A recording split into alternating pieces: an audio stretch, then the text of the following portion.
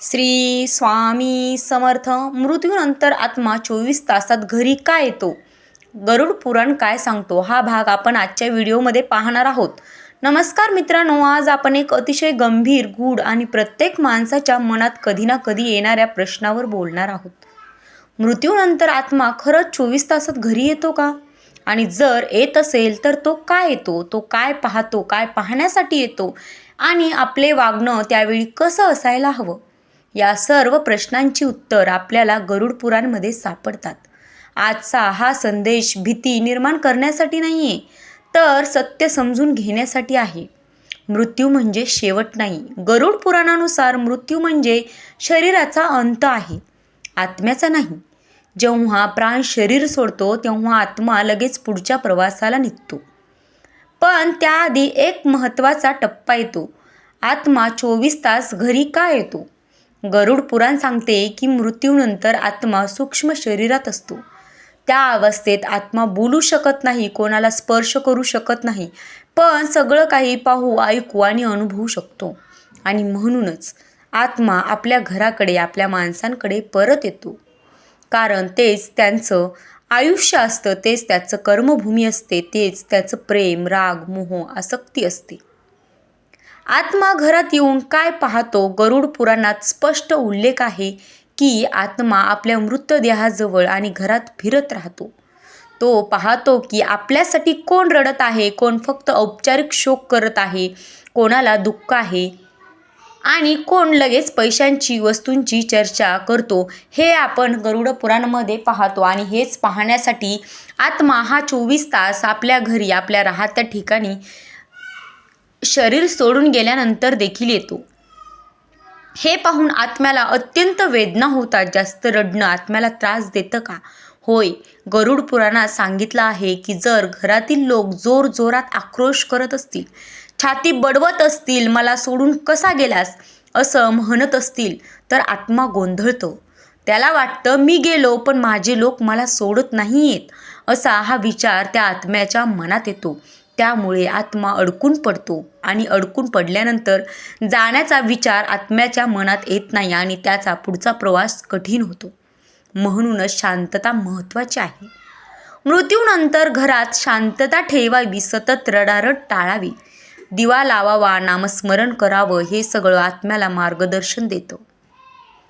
जीव गेल्यानंतर म्हणजे आत्मा शरीर सोडून गेल्यानंतर दिवा का लावतात? गरुड पुराणानुसार आत्मा अंधारात गोंधळतो. दिवा म्हणजे प्रकाश, दिशा आणि आश्वासन. जणू आपण आत्म्याला सांगतोय, तू एकटा नाही आहेस, तुझा प्रवास सुरक्षित आहे. अन्नदान, पाणी, तुळस यांचं महत्त्व. मृत्यूनंतर काही काळ तुळस जवळ ठेवली जाते, पाणी ठेवलं जातं, अन्नदान केलं जातं. हे सर्व कर्म आत्म्याच्या सूक्ष्म देहाला शांतता देतात.